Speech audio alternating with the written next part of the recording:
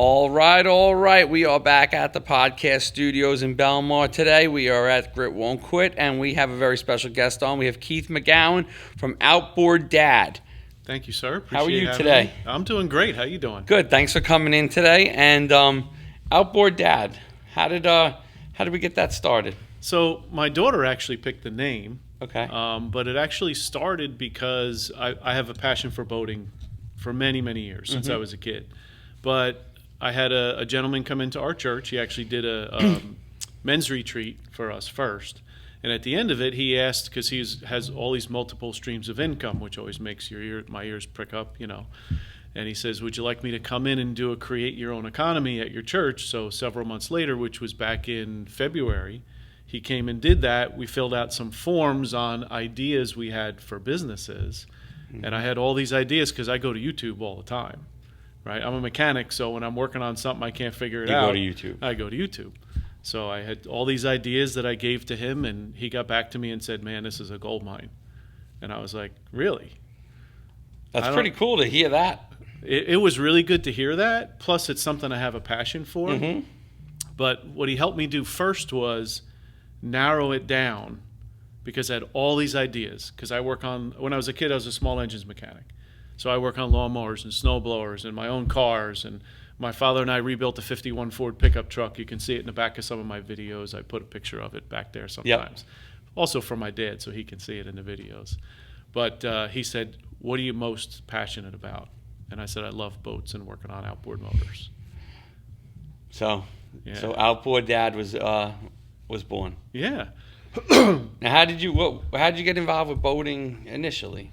So when I was a kid, I was fortunate enough that a good friend of mine invited me to his shore house down here in Toms River. Okay. And so I was about 17 years old. And have you been a Monmouth County guy your whole life? I grew up in Westfield. Okay. But moved to Monroe Township 26 years ago. Okay. Now. So you're going down to Toms River. So my friend invited me down to his shore house for the week, and I was like, oh, this is really cool. And well, his dad had this 18-foot Boston Whaler with an outboard motor on it. Mm-hmm. And that was just the greatest thing. We had a blast with it. He has 2 sons, a daughter, and we're out all over the bay cruising around in this thing. And when I got home, I said, I have to have one. But the key part was his father knew I had picked up on this, and he was like, you like this, don't you? And I said, yeah, this is really cool. I want to get one. He said, all right. And he sat me down and gave me some of his wisdom of boats he's had and the messes he's gotten himself in. Because what are the 2 best days of a boater? The day that you buy it and the day that you sell it. Right. And what does boat stand for? Break out another 1,000. Bust out another 1,000, right? Yep. So he gave me all this advice and the reason why he had this boat after so many years.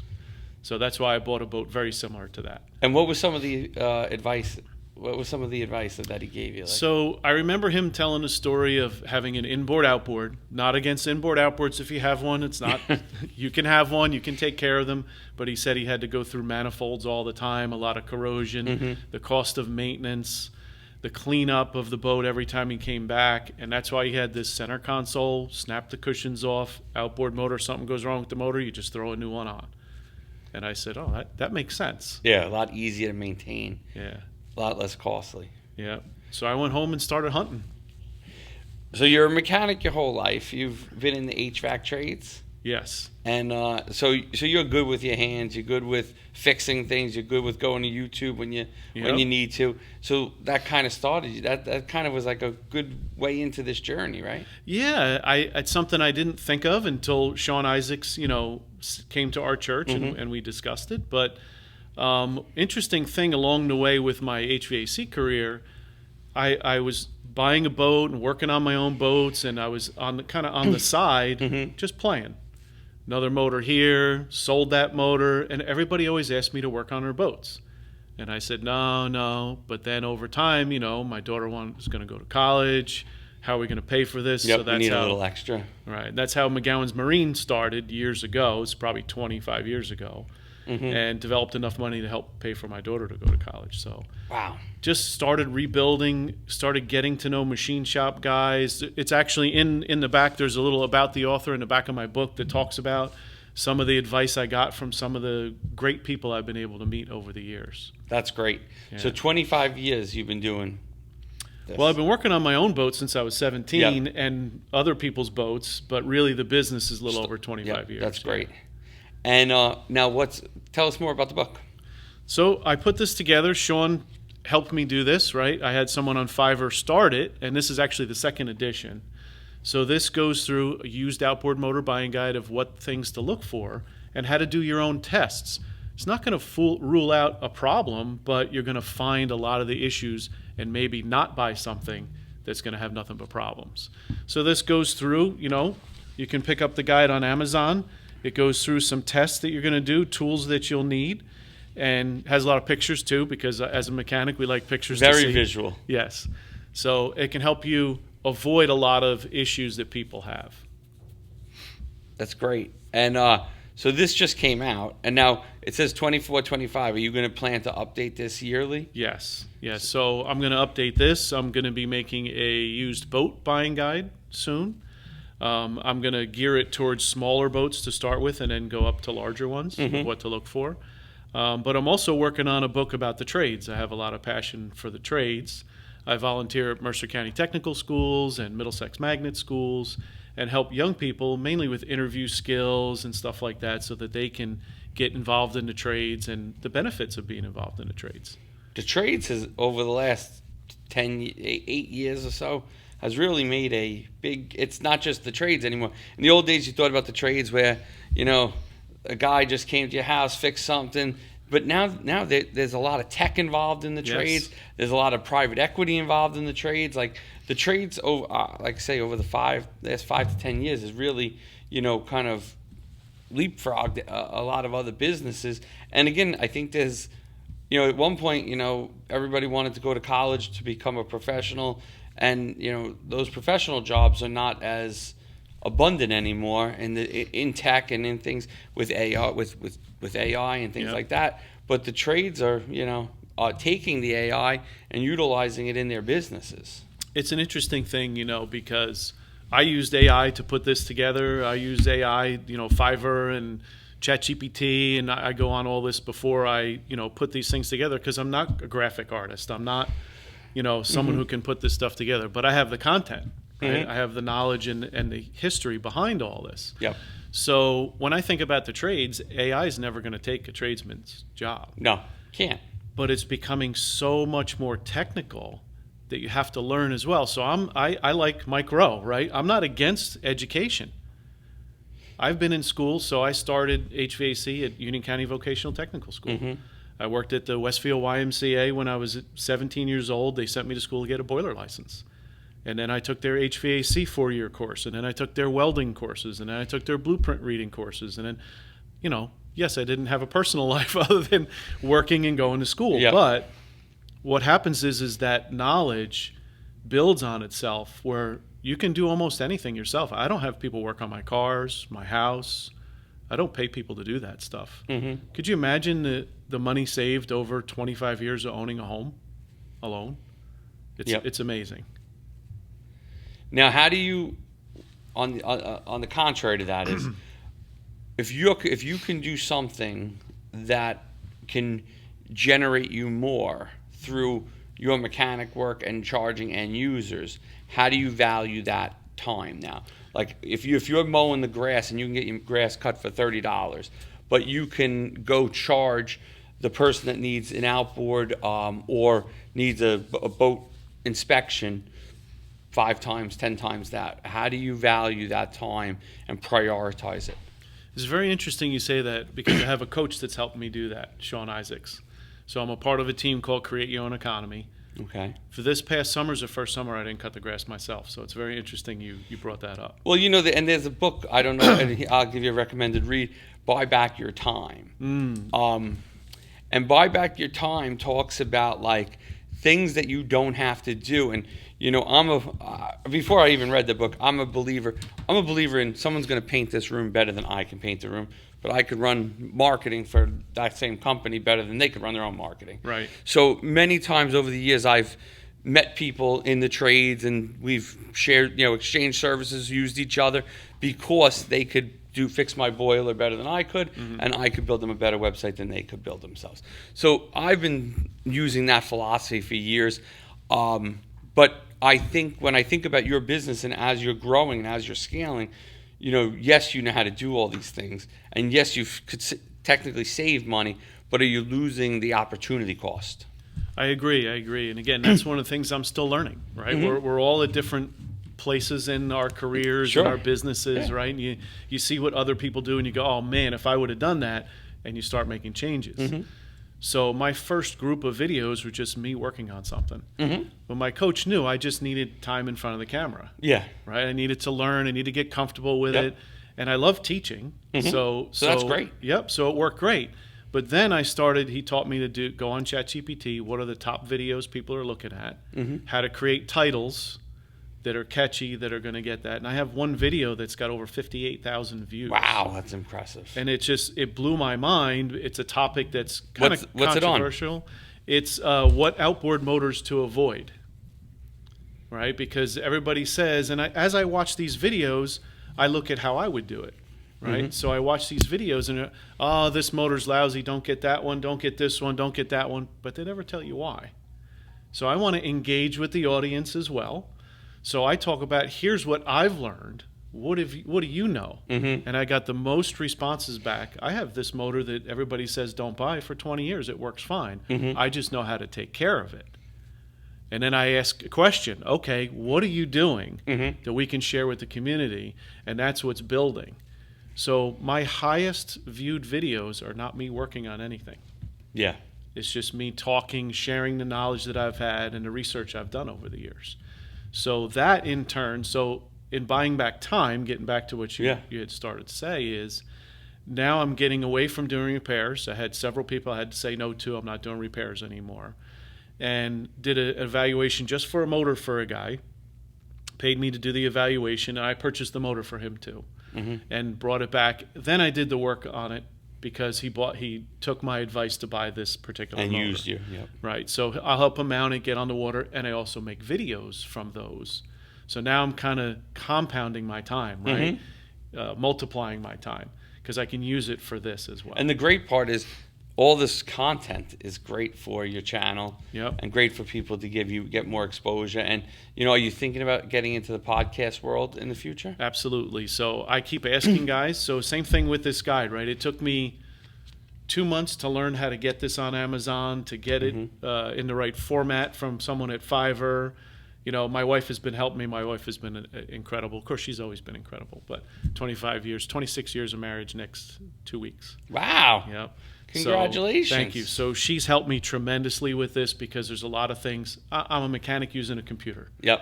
Right? So she's so good with the details, right? So many women are.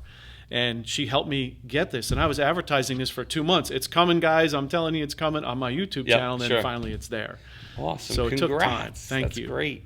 And now, where do you see, so as we wrap up, as we start 25, where do you see this, this business and this channel and everything going as you start to make some shifts of not doing all the work and now looking at, kind of the bigger picture?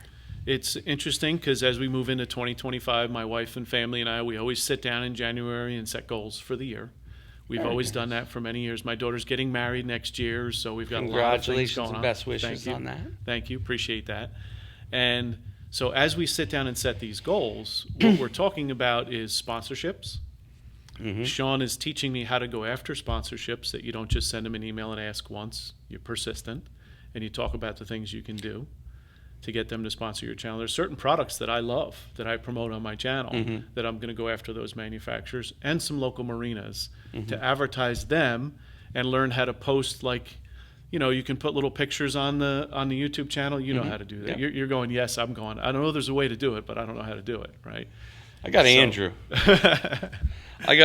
And we have a brand manager, Jenna, that helps us with taking care of all those kind of things. So, yes, but I know how to do it through them. Right. So that's what I'm focusing on doing for the new year, and getting away from working on motors, doing boat and motor evaluations, and then recording them for the channel.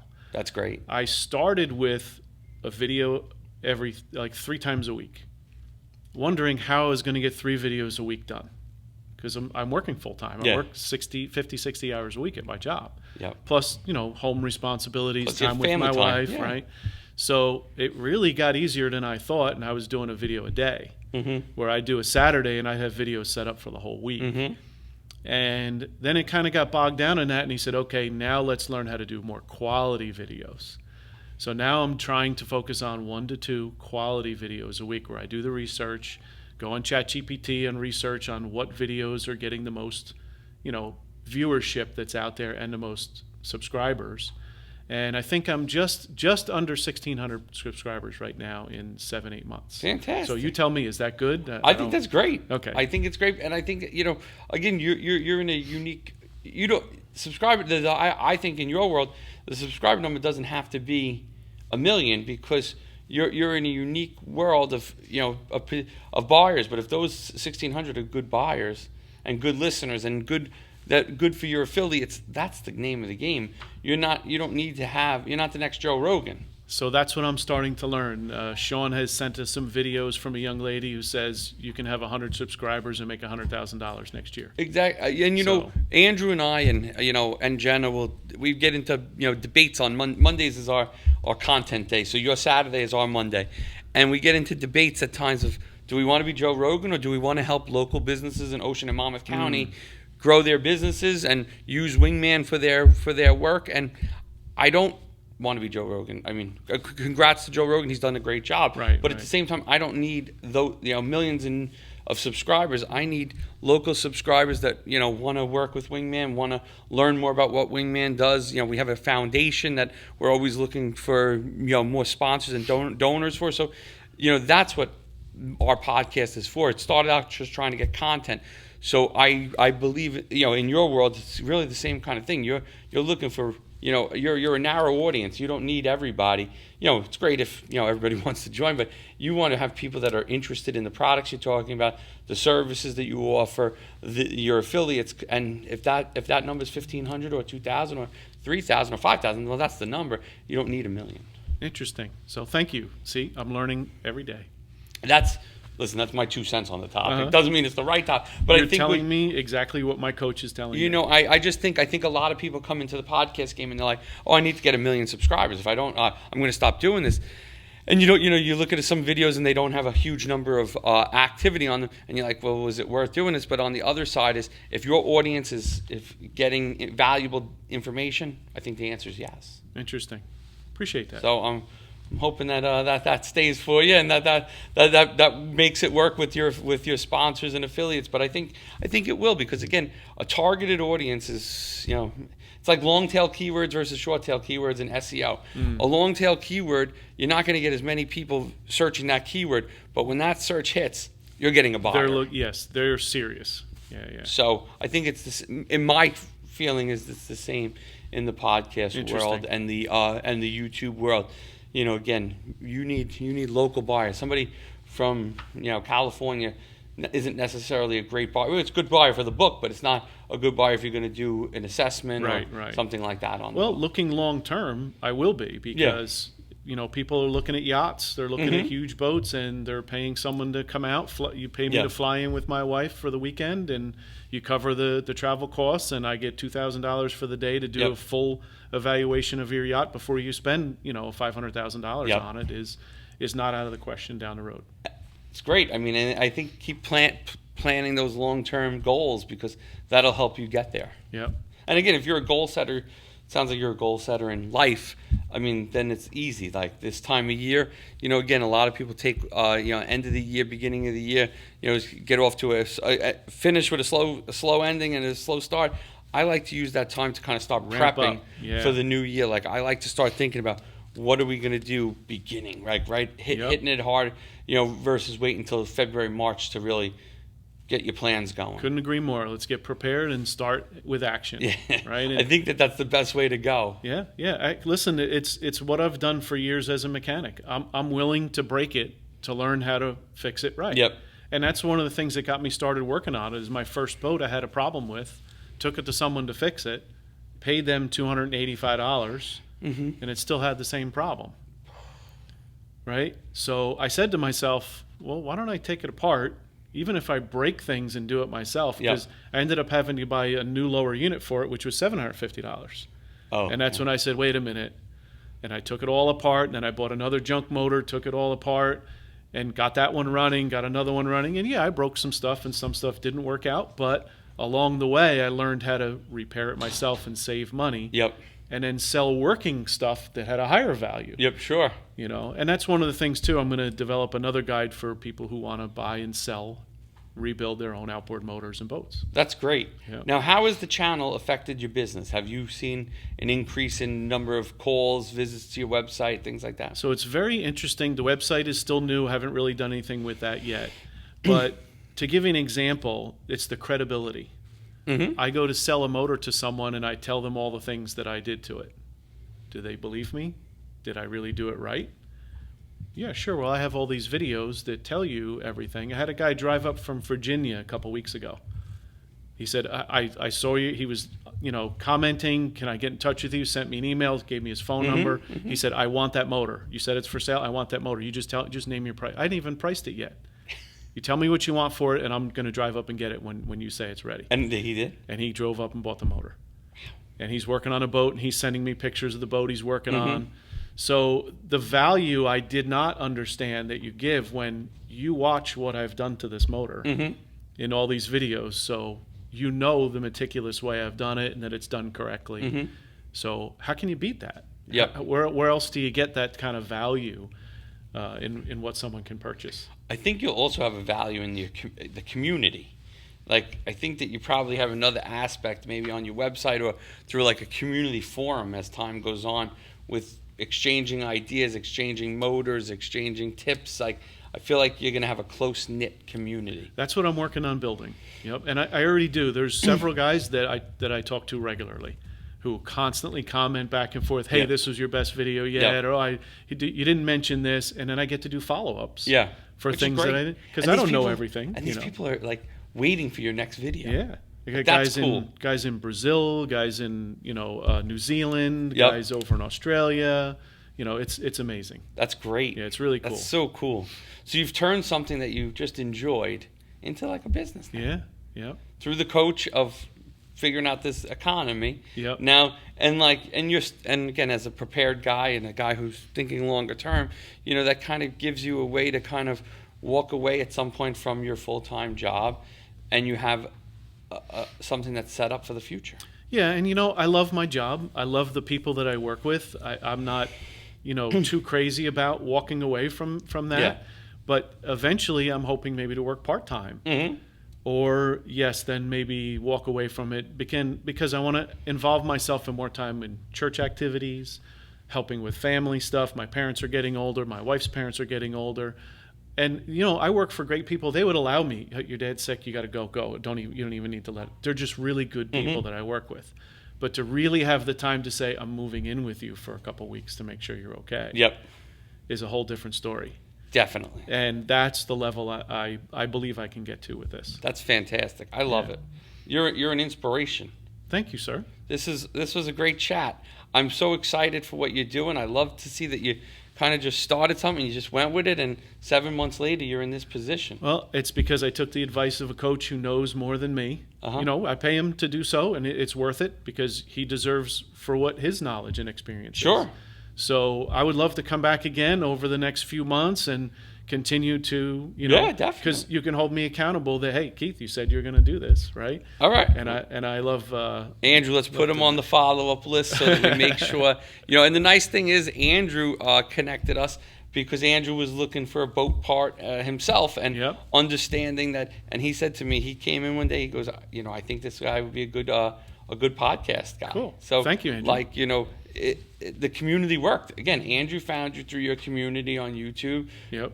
Got to us, and we got to have this great conversation. That's great. I appreciate it. Yep. So let everybody know where they could find you online, where they could find your book, where they could find the YouTube channel, so we could just let people know. Yep. So the YouTube channel is Outboard Dad.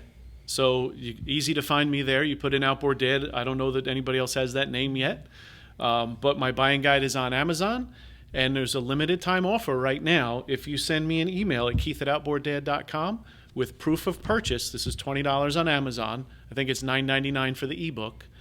and I will offer you a free half-hour session, a $250 value over the phone to help you with a motor that you're looking to buy or a boat that you're looking to purchase. Fantastic. This is very cool. Thank you again for coming in today. Have a great day, and I look forward to continued success. Thank you for having me. Appreciate the time.